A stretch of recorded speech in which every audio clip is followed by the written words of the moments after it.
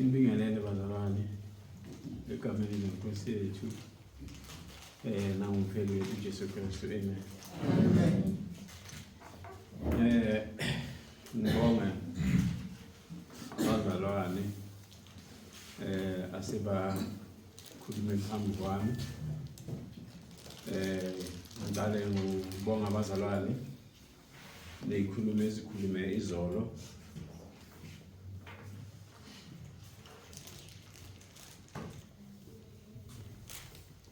Sinibonge bazalwane ngokubekezela kwenu ukulalela izifundo. Siyazi ukuthi ngoba age akusilingani, kukhona abanye imizimba yabo iba nama limitations ukuthi banga pressure kangakanani la esitulweni for period engakanani. So siyabona ukuthi bayisibonelo esihle nabo laba bazalwane. Siyabonga bazalwane. Amen. Siphinde futhi ngibonge kakhulu bazalwane ngalesenzo esicede kwenzeka manje okuyisifundiso esihle okufanele ukuthi singabantwana bakaNkulunkulu sisi-adore.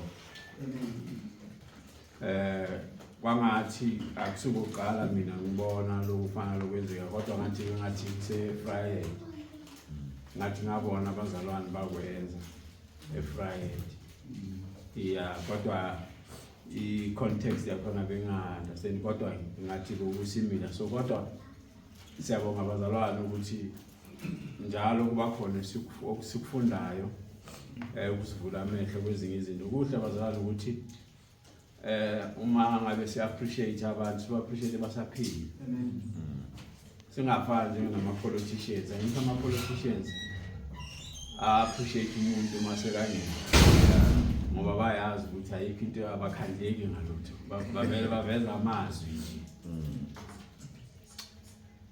Nami ngumuntu nyana sensitive nyana, uma ngibona abantu bakhala nami nje ngisheshe ngizwele. Kodwa ngiya-understand uma ngibona ukuthi asikhali ngoba singumabeli. Sikhala ngoba kukhona okuhle okunconywayo, kukhona okuhle okuhambisana nendlela kaNkulunkulu. Sibonga kakhulu umzalwane Sabelo ukuthi ukutholile entizeni ukuthi ubone kukuhle ukuthi abazalwane abakwakhile wabayile nto yiyo namhlanje ukuthi ubabonge. Sibonga kakhulu bazalwane. Bazalwane mina nginikezwe isifundo la njengabanye abazalwane esebakhulumile phambili. Umzalwane ungisizile ukuthi ngikhulume phambi kwabazalwane abalandelayo abazokulandela emva. Kushuthi ngamagama ukuthi senginenhlanhla ke bazalwane, ngizawuzama ukuthi ngadli isikhathi ukuze labazalwane laba engizothi banale basesuthu bare mhlate ase bayile ababathu ba khona ukubawala ditaba ka tsele tshwanetseng. So bazalwane kunabazalwane abaphiwe ukukhulumeni. So mina ngizokhuluma ngelimi, niyazi ukuthi I'm handicapped makuziwe esizulwini, kodwa ngiyazama ukuthi ngindlulise lokho bayekufumbethe. Amen. Nginikeze bazalwane isihloko lana esithi remember the folly of those who forsook the Lord. Kusho ukuthi masikhumbule sithini sizothini wini ukula balawo abalahla inkosi. Amen. Ngibeka kahle bazalwane. Amen. So kuyisifundo bazalwane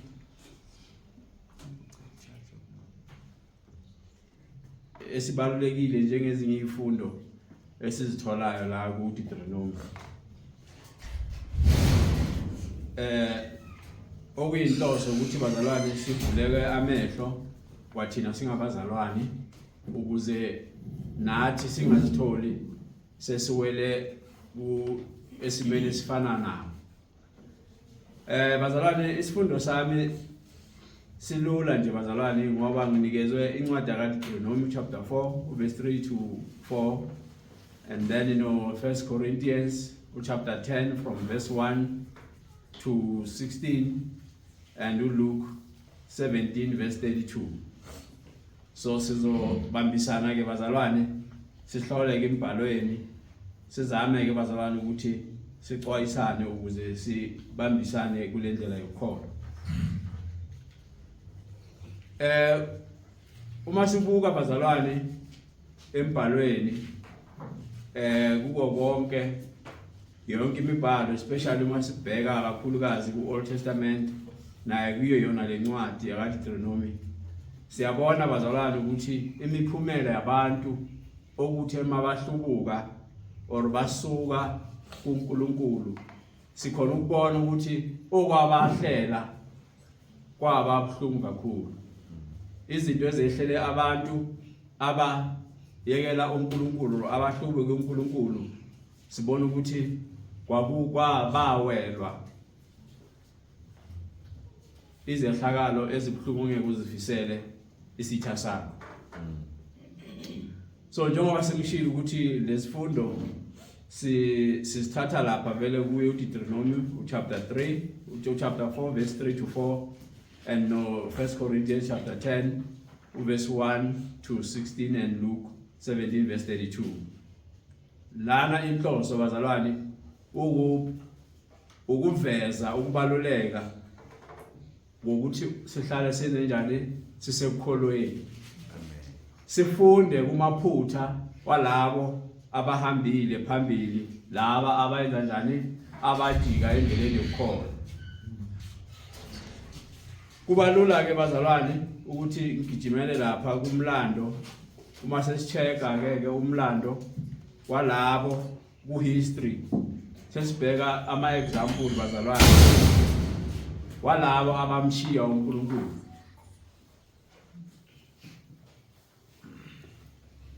Siyakhona ukufunda lapha bazalwane encwadini kaDeuteronomy chapter 4 verse 3 to 4. Ngicela umzalwane oyiphethe akasifundele yona. Deuteronomy chapter 4 verse 3 to 4.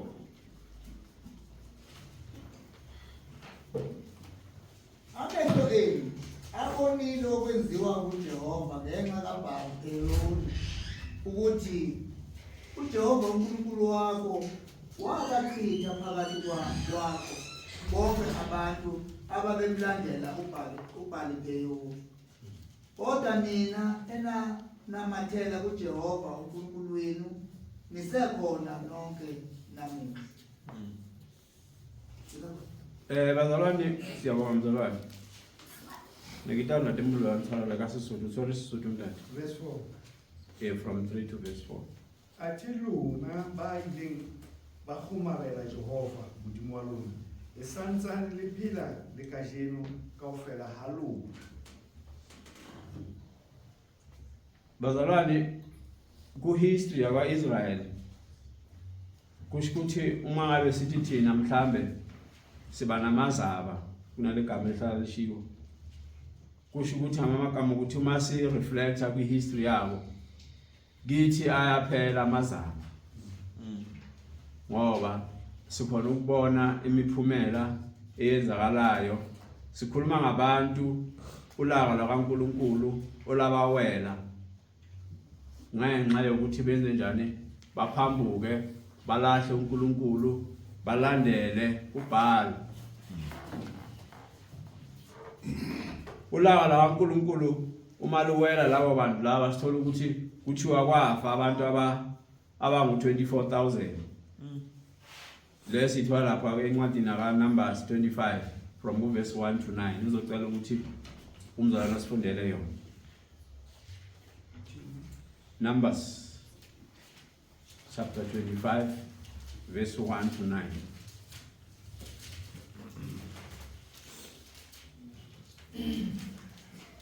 Verse 1 to 9. Yes. Israel a dula setime, mme setjhaba sa qala teng ho etsa bohlola le baradi ba moabi. Ba ibiletsa setjhaba mahlabelong a medimo ya bona. Setjhaba sa eja mme sa kgumamela medimo ya bona. Israel a kgumarela Baale Peori, mme bohale ba Jehova ba tukela Israel. Jehova a re ho Moshe, bokella marena ohle a setjhaba, o a fanyehe pela Jehova, o ntshenya letsatsi bohale ba Jehova bo tuketseng Israel bo tle bo fele. Yaba Moshe o re ho bahlodi ba Israel, e mong le e mong wa lona a bolaye batho ba habo ba kgomaretseng Baale Peori. Ka yona nako eo ha fihla mona e mong wa bana ba Israele ya tlisang mosadi wa Midian ho bana babo, pontsheng ya Moshe le pontsheng ya phutheho yohle ya bana ba Israele. Ha ba ntse ba lla monyako wa tente ya Pukang, ya ba Phineas mora Eleasare mora moprista Aaron, ha bona ho a raoha hara phutheho, a tshwara lerumo letsohong la hae, a latella monna wa Moisraele tenteng ya hae, a ba a hlaba ba babedi mpeng. Monna wa Israele le mosadi ya ba a hlaba ba babedi, monna wa Israele le mosadi. Ya ba sewa se fela hara bana ba Israele. Ba shweleng ke sewa seo ya eba 24,000. Bazalwane, okubuhlungu ukuthi uma umuntu ngamunye futhi masibuka abantwana baka-Israyeli, uma unaka uyakhona ukubona ukuthi uNkulunkulu wayengabajezisi angabatshelanga umthetho oqala. uNkulunkulu wabajezisa ngoba wayebatshelile kwasecaleni abadlalela umthetho. Wabona uma sesithi mhlambe sibuke emuva sikhona ukubona ukuthi umthetho uma ubekwa boba more explicit, uba more details uma sesibheka umthetho bakaNkulunkulu nabantwana bakaIsrael. Mhlambe singaze sithi abazalwana namhlanje kuvale ukuthi mhlambe ezinye okunye uzofundiswa ukuthi ukhona ukunderstand ukuthi uNkulunkulu ufuna lokhu nalokhu ku-New Testament. Kodwa ku-Old Testament uma unaka uthola ukuthi bokuclear yonke into bebhaliwe, abantwana bakaIsrael bafundiswa ngokuphelele. So umthetho bebawazi, nolaka lwaNkulunkulu bebangazange balubone kanye, bebaluwitnessile amahlandla amaningi. Kodwa benze njani? Baphinde benze njani? Bayenze lawo maphutha, baphakamisa ulaka lwaNkulunkulu. Ingakho sesibona la kuthiwa kwagcina sokubulewe abantu abangu 24,000.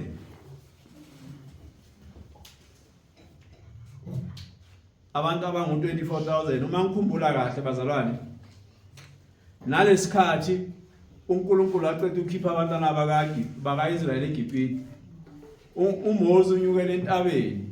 Uma kanyukela entabeni, abantwana baka-Israyeli zakuphelele nje 5 minutes uMoses ahambile. Baqala benza njani? Bakhononda. Baqala baphinde futhi khona lapho bakhonza izithombe.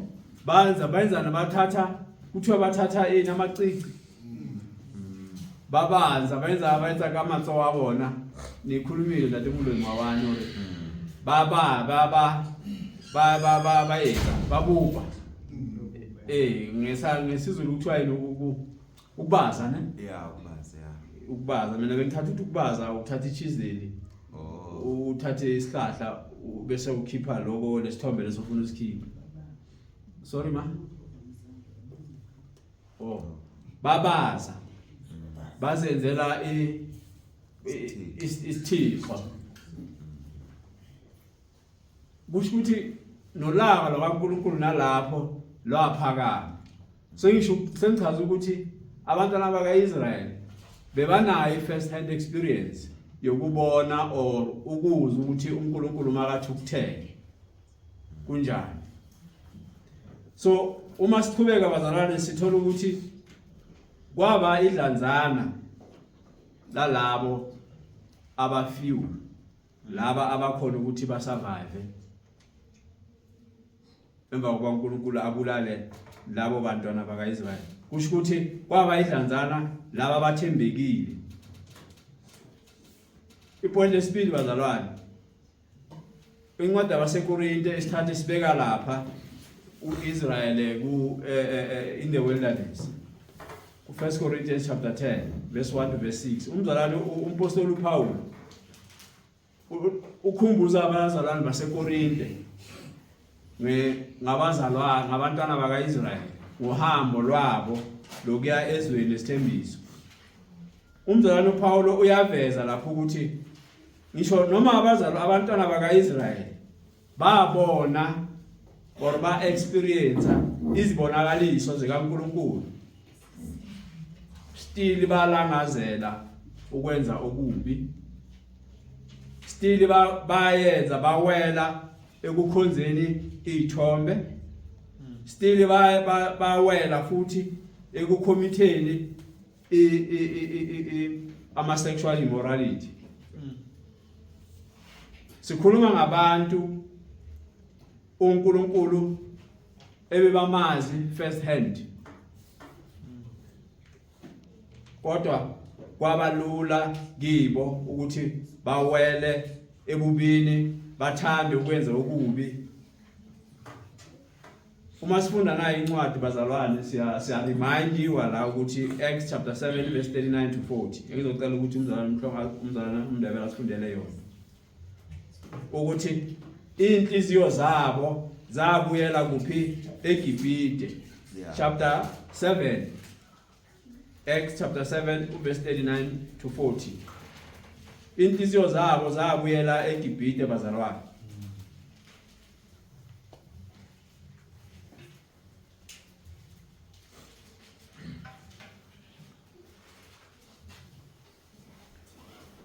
Kepha obaba bavumanga ukumlalela, kodwa bamhlohloloza babuyela emuva eGibhite ngezinhliziyo zabo. Bathi ku-Aroni, senzele onkulunkulu abazokuhamba phambi kwethu, ngokuba uMose lowo owasikhipha ezweni laseGibhite asazi ukuba wehlelwe yini. Benza ithole ngaleyo mihla, baletha umhlatshelo esithombeni, bajabula ngemisebenzi yezandla zabo. Kepha uNkulunkulu wabafulathela, wabadedela ukuba bakhonze ibandla lezulu, njengokuba kulotshiwe encwadini yabaprofethi ukuthi, nangilethela iminikelo nemihlatshelo iminyaka 45 nina ndlu ka-Israyeli na? Qha nathatha itende likaMaloki nenkanyezi kaNkulunkulu uRemfani, imifanekiso enayenza ukuba nikhuleke kuyo, ngiyakunimukisela ngaphambili kweBhabhiloni. Kuyavela bazalwane ukuthi abantwana bakaIsrayeli inhliziyo zabo zabuyela emuva, babuyela le eGibhite. eGibhite ngithi bazalwane bokukhonza zona izithombe ngithi. Amen. So okusho ukuthi bazalwane lokho kuba isiboniso, kuba enye ama example esikhona ukwabona ukuthi esinsikhathi ukwazi akuchazi ukuthi uphephile.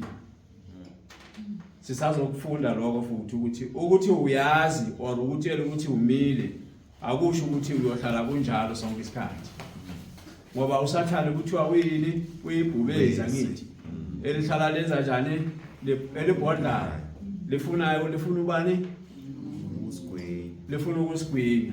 So ngamanye amagama bazalwane lokho kuyasikhombisa futhi ukuthi abantwana bakaIsrayeli baba nabo ukuthi balangazele ukuthi babuyele emuva, kodwa ukubuyela emuva kwabo lokho kwaba isenzo esingamukelekile phambi kwaNkulunkulu. uNkulunkulu wababekela isijeziso. Asifundeke bazalwane ukuthi lapha ku 1 Corinthians chapter 10 verse 5 to 10. 1 Corinthians chapter 10 verse 5 to 10. Ngoba iningi labo lafa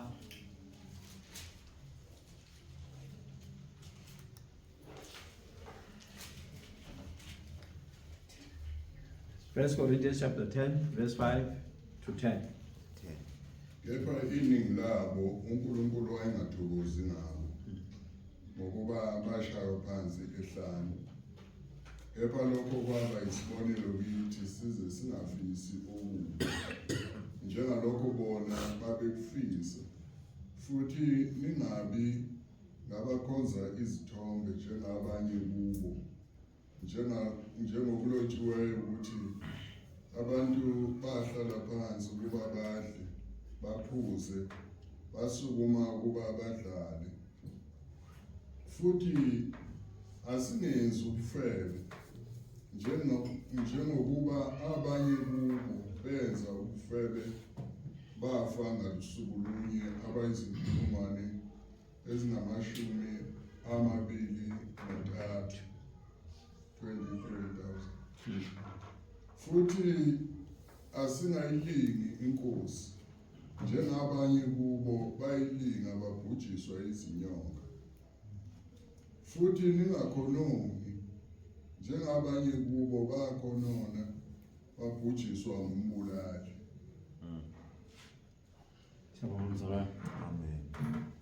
Bazalwane, iningi labantwana bakwaZilayeli mawubuka lama figures lawavela la ukuthi bafa ngobuningi ngenxa yokwenza njani yokulahla uNkulunkulu. Imiphumela lesibonayo la ukuthi ngenxa yokungamlaleli nokumlahla uNkulunkulu bazilethela bona. Usilo omunye umzalwane kuyavela ku Old Testament uNkulunkulu kuleso sikhathi uthi wayengapholisi maseko. Sisho njalo isiZulu. Yeah. Ushilo omunye umzalwane wathi wayengapholisi maseko. Bekashesha. Yes, bokuba ne-instant judgment iphuma umuntu afe or sikhumbula kahle nalaba bavukela uMoses mabavukela uMoses ubuholi bukaMoses ba challenge uMoses bafa.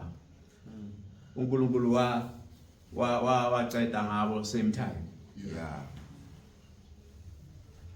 Sichubeke bazalwane uLuke lapha Luke chapter 17 verse 32 sithola nako kunakhona uJesu ekhumbuza abafundi bakhe ngonkosikazi wakalona. Ilapha ku 17 Luke 17 verse 32 lapha okuyifuna mama Kumbulani umngalo. Esinsikhathi kuhle ukuthi sikhumbuzane. Kuhle ukuthi sikhumbuzane ezinye izinto especially izinto ezibalekile. So lezinye lencwadi ezibhaliwe or lencwadi ezicompiled zenzelwe ukuthi senze njani tatemhlophe tatemndebele so khona ukukhumbula ngisho.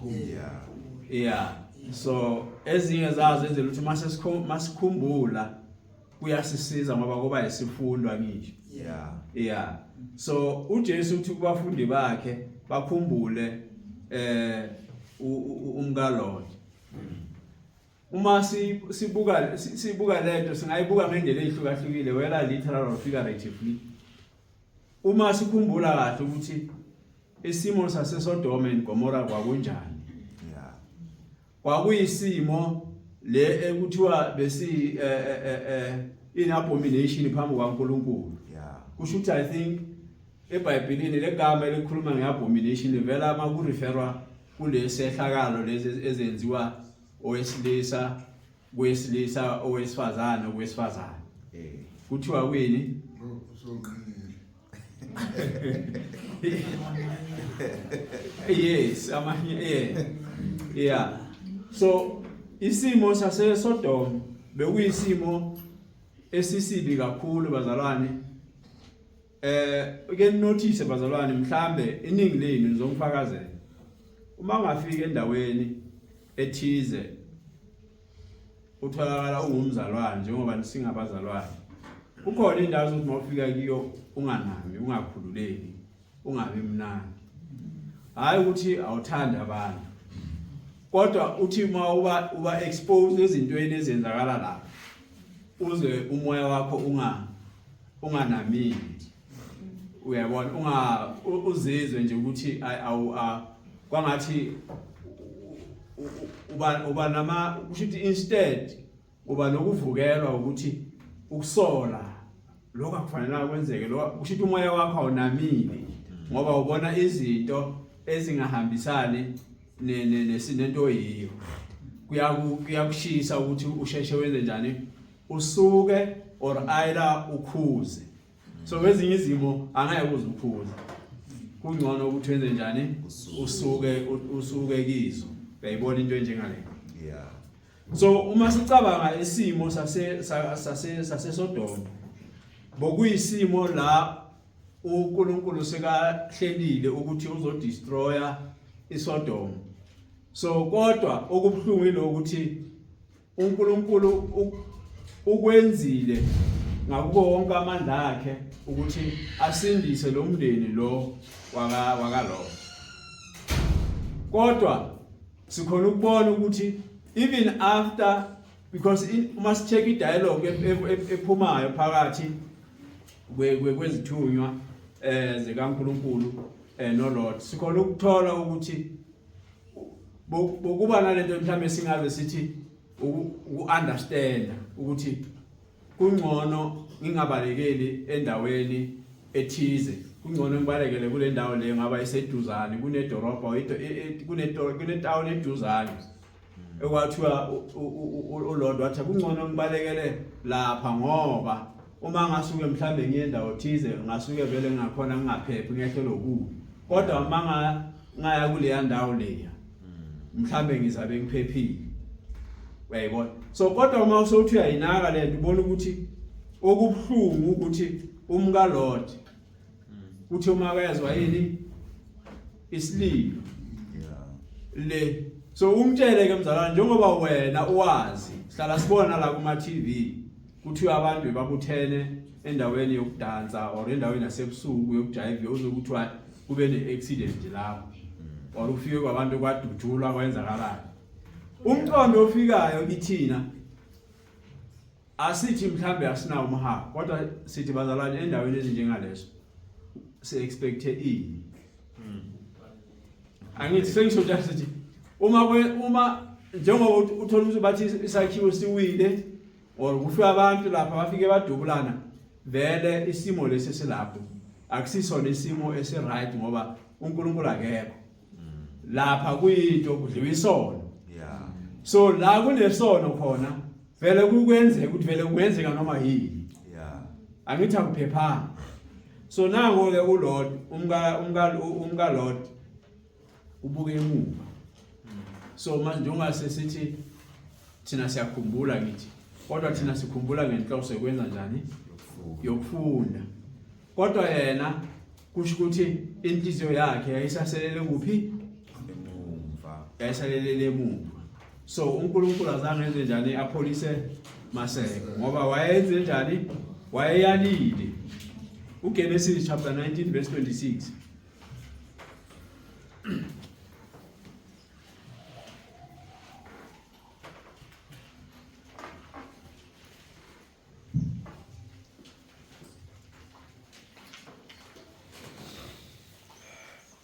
ayithola ndani Genesis 19 verse 26 Empa mosadi wa Lota a tadima morao mme a fetoha se mahale sa letswai uJesu ukhumbuza abafundi bakhe ngaleso sehlakalo bazalwane. So asibuke emuva thina ngithi ngenhloso yokuthi sikhumbule izinto ezimbi zasizenza singakasindiswa.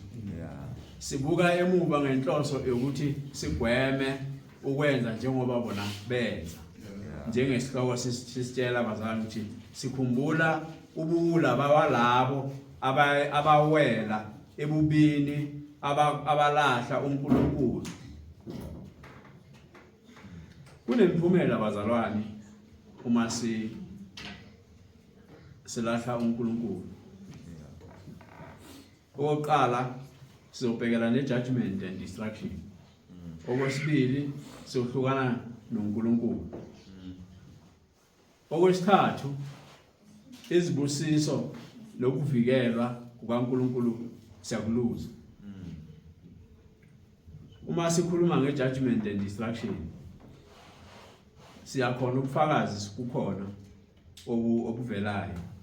Kodwa le ncwadi senizozifundela emakhaya. Incwadi kaDeuteronomy iyakuveza ukuthi isandla sikaNkulunkulu somthetho siqinile. Uma ufunda kuDeuteronomy 28 from verse 15 to 68, uNkulunkulu wakuveza ukuthi lokhu nalokhu kuzokwehlela.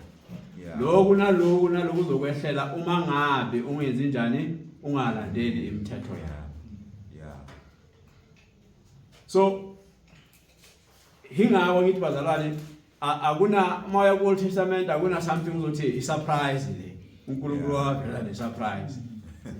Kwa ku comprehensive umthetho wakhe awubeke in details ukuthi lokho nalokho kuzokwehlakela uma wenza njani, uma ungangilaleli. Okunye izinto sizaziwo ezipractical ezenzeka. uIsrael wenza njani? Wafa, wathunjwa, waphinda futhi wasafara kakhulu. Kuyizinto uNkulunkulu ayexwayisile phambili ukuthi uzoyenza njani, uzozenza.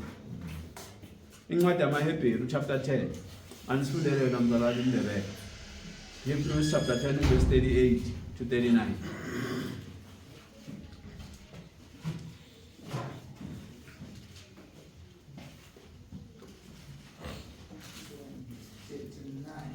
Yes, chapter 10 Hebrews verse 38 to 39.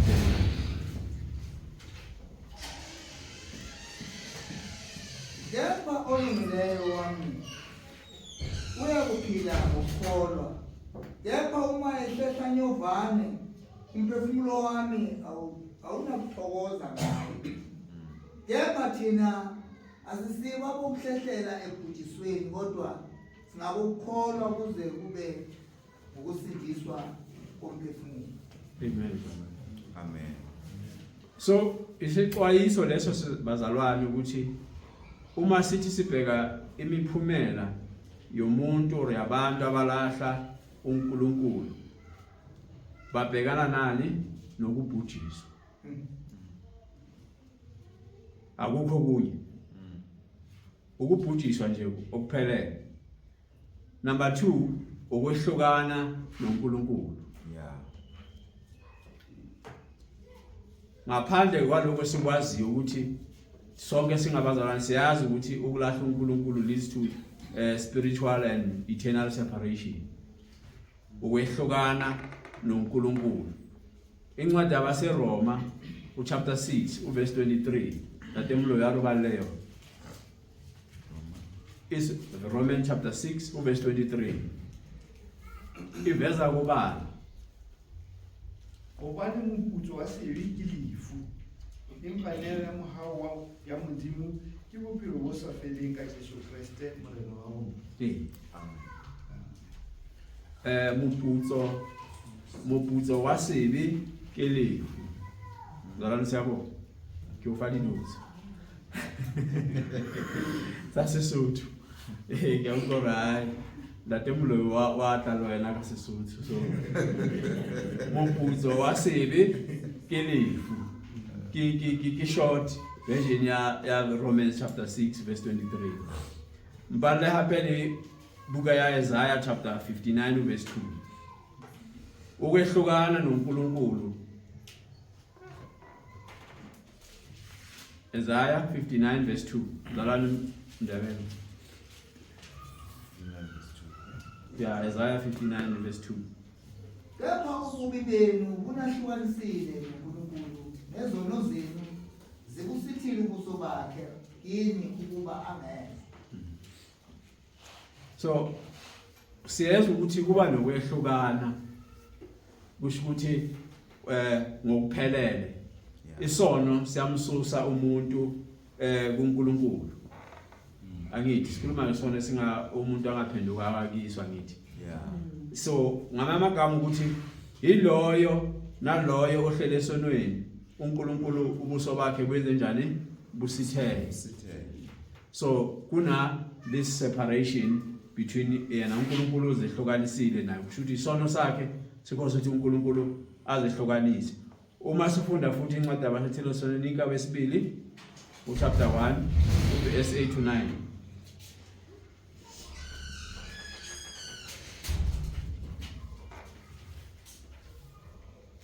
Iriski yokwehlukana noNkulunkulu. 2 Thessalonians chapter 1 verse 8 to 9. Elangabini lomlilo ephindisela kwabangamazi uNkulunkulu nakwabangalaleli ivangeli lenkosi yethu Jesu abazokunikwa isijeziso esingubhujiswa okuphakade basuke phambi kobuso benkosi naphambi kwenkazimulo yamandla akhe. Amen.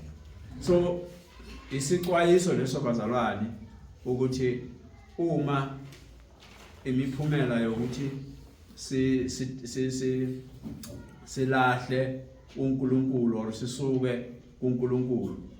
So lokho sesiyakhona ukuthi sibone ukuthi imiphumela yakhona ayihlukile bazalwane naloko experience abantwana bakaIsrael. Nathi sawekelwa iloko okufanayo. Okwesithathu bazalwane silahlekelwa ukuvikelwa nezibusiso zikaNkulunkulu.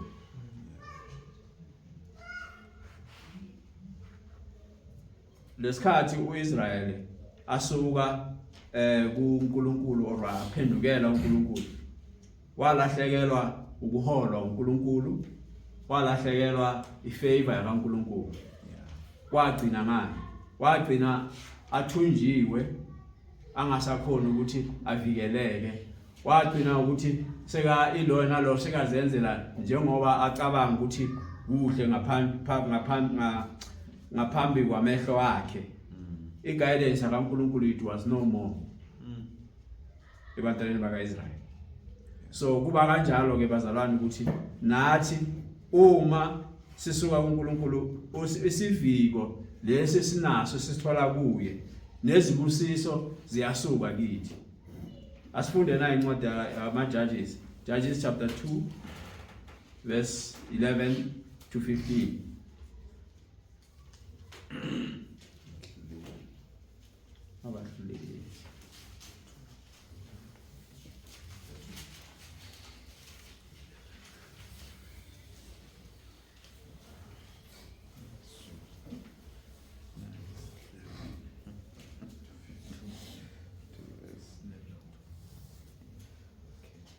Judges 2 verse 11 to 15. Abantwana bakwa-Israyeli benza okubi emehlweni kaJehova, bakhonza oBhali, bamshiya uJehova uNkulunkulu wawoyise owabakhipha ezweni laseGibhithe. Balandela abanye onkulunkulu babantu ababe bazungezile, ababe bazungeza, babakothamela, bamcunula uJehova. Bamshiya-ke uJehova bakhonza oBhali no-Ashitorothi. Intukuthelo kaJehova yavuthela abakwa-Israyeli, wabanikela esandleni sabaphangi ababaphanga, wathengisa ngabo esandleni sezitha zabo ngazonke. ababe besaba nabuma phambi kwezitha zabo. Noma phi lapho bephumela khona isandla sikaJehova sasimelene nabo sisebenzela okubi njengokukhuluma kukaJehova nanjengokufunga kukaJehova kubo bantula kakhulu.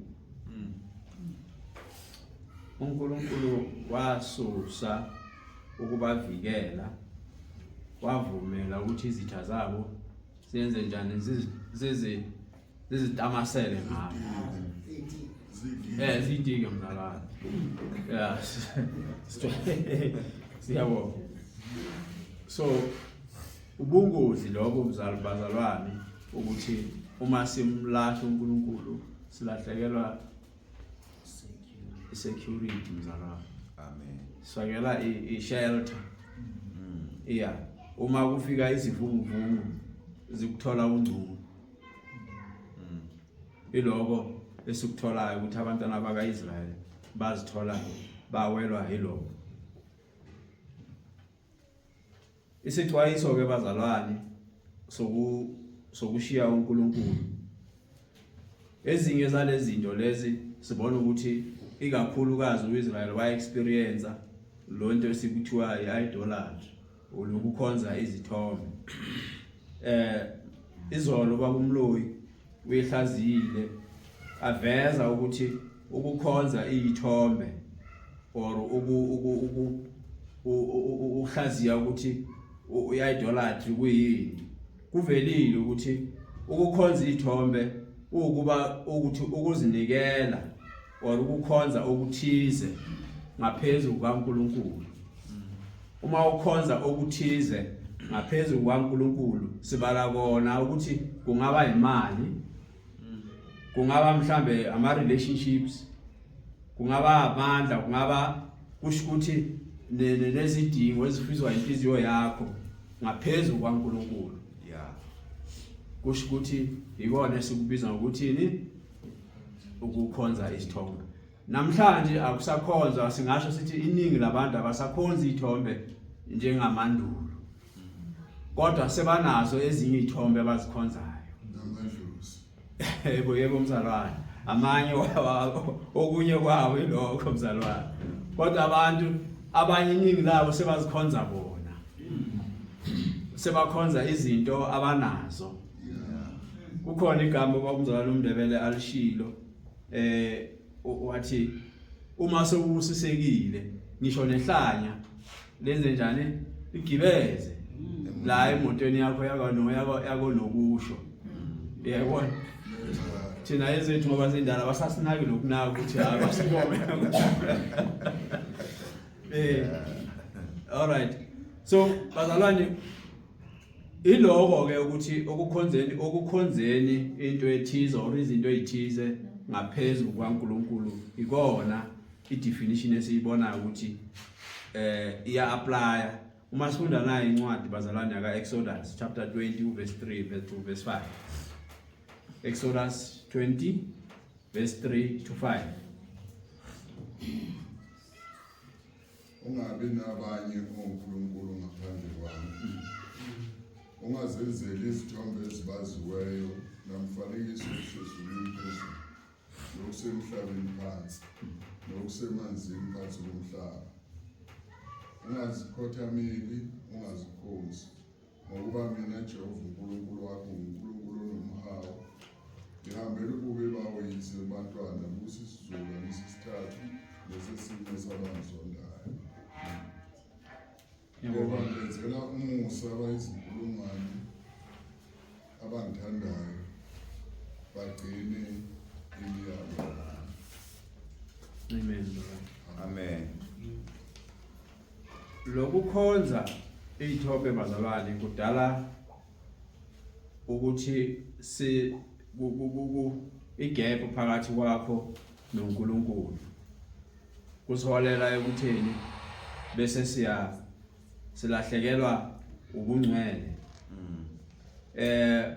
Incwadi yabaGalashiya chapter 5 verse 19 to 21. uyasitshela ukuthi masingenze njani, masinga engage kulezi zinto ezifana lezo. Ngicela umpalena Temlo kaSisulu. Galatians chapter 5 verse 19 to 21.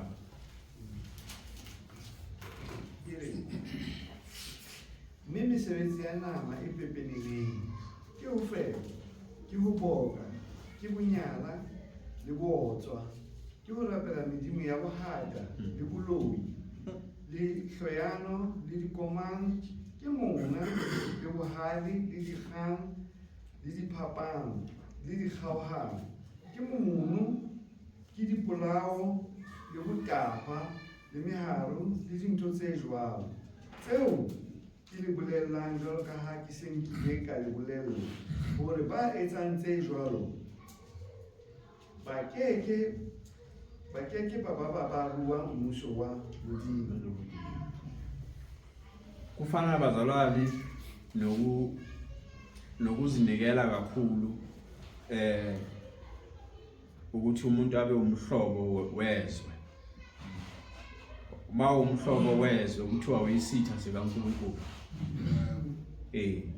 So lokho ngoba kuyakususa in as much as njengoba sibona ukuthi uma usondela ezithombeni or uba umuntu okhonza izinto ezithize ukudlula uNkulunkulu uyazisusa kuNkulunkulu. So na kanjalo bazalwane umuntu ogcile kakhulu ezintweni zezwe wenza njani uba isitha sikaNkulunkulu. Incwadi kaJakobo isho njalo chapter 4 verse 4. Okunye bazalwane okulandelayo uma sibheka kakhulu ukuthi ubungozi bokuwela ezithombeni or ukuthanda izwe. Uma ngabe thina singabazalwane sithatha sinobudedengu ngokuthi ngesimo sokukholwa kwethu or nge-status sokuma kwethu kuNkulunkulu sigcina sesiwile. Iyakufakazela na incwadi yabaHebheru chapter 3 verse 12.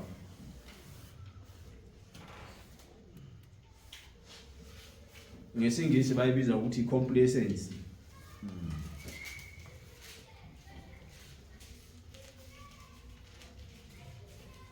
Hebrews chapter 3 verse 12. Bana beso iponeleng isebitse monggo lona a ka ba le pelo e mpe ya ho se dumele e mo lahlisang Modimo o phelang. Uyabona ukuthi sicapheleni bazalwane ukuthi singa inhliziyo zethu or inhliziyo yami ingangenzi ukuthi ngenze njani ngcine sengijikele wani uNkulunkulu. Iningi lethu ke kuthiwa siyalahleka, ukukholwa kuyalahleka ngenxa ukuthi mhlambe singasakhuleki, singasafinyeleli nasekufundeni izwi or singasakhonzi nabazalwane. Lokho kuba ingozi ngoba kusiholela ekutheni sibe weak bazalwane. Isidingo kunesidingo bazalwane sengiyaphetha within 5 minutes. Kunesidingo bazalwane ukuthi sihlale senze njani vigilant. Lelo gama ngishona ngesizulu liyaqondakala. Ukuthi sibe vigilant. Incwadi yabaseKorinte oqala chapter 10 verse 12 iyasixwayisa ukuthi loyo athi umile makacaphele lesifo. Ngoba ukuyishaya isifuba ngesikhathi kuba yiwona ungagcina umuntu sekenze njani awile. Yes. So kufanele ukuthi sihlale senze njani simile sicinile sifuna ukuthi uNkulunkulu abe nathi, sifuna la uNkulunkulu wenzani ekhona. Kunemvuso abazalwane yalaba abahlala ba that are faithful abathembekile kuNkulunkulu. Kunayo imivuso ngoba sesizwile ukuthi the absence kaNkulunkulu iletha inhlupheko, iletha ukuthi uhlushwe emoyeni, ngoba uNkulunkulu akasekho kuwe. Kodwa mase sibheke ukuthi ama blessings izibusiso eziba khona ukuthi uma uhlale uthembekile ezinye zazo bazana siqede ukusibona ngisho izibusiso zokuthi wenze njani uhlale umile enkosini dade ngubese ngubese akire ne demonstrate watheu angisho. So hare checka hape re bona hantle hore there are those like Joshua and Caleb ibona ababusiswa ukuthi benze njani bangene ezweni lani lesithembiso. Why? Bathembeka kwaze kwaba sekugcineni. So bazalwane lokho kuba isifundo kithi ukuthi sihlale senze njani sithemba si faithful asisho njalo re tshwere tumelo go ya ho sa feleng. Ngicela nisifundele na incwadi yakaba Psalm 91 verse 1 to 2.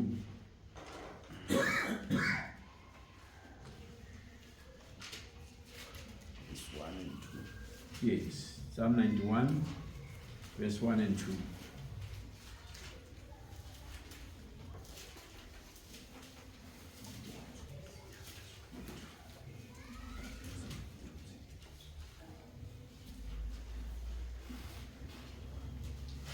Yena owakhile ekusithekeni koPhezukonke nohlezi emthunzini kaSomandla uthi kuJehova uyisiphephelo sami nenqaba yami noNkulunkulu wami engimethembayo. Lokho kukhulunywa ngamazwi womuntu ohlala athembekile kuNkulunkulu. Lokho kuyiassurance yalabo abamthembayo uNkulunkulu ngokuphelele. Izibusiso bazalwane namandla uthi uJakobe encwadini chapter 1 verse 12 uthi blessed is the man who endures temptations. Ngoba siyazi ukuthi ziyohlala zikhona izilimo bazalwane. Kodwa okubalulekile ukuthi senze njani siqinisele. Uyaveza incwadi yabaseRoma iyaphendula bazalwane Romans chapter 5 verse 3 to 5. Ngicela ngifundele yena ngesizulu bazalwane. Romans chapter 5 verse 3 to 5.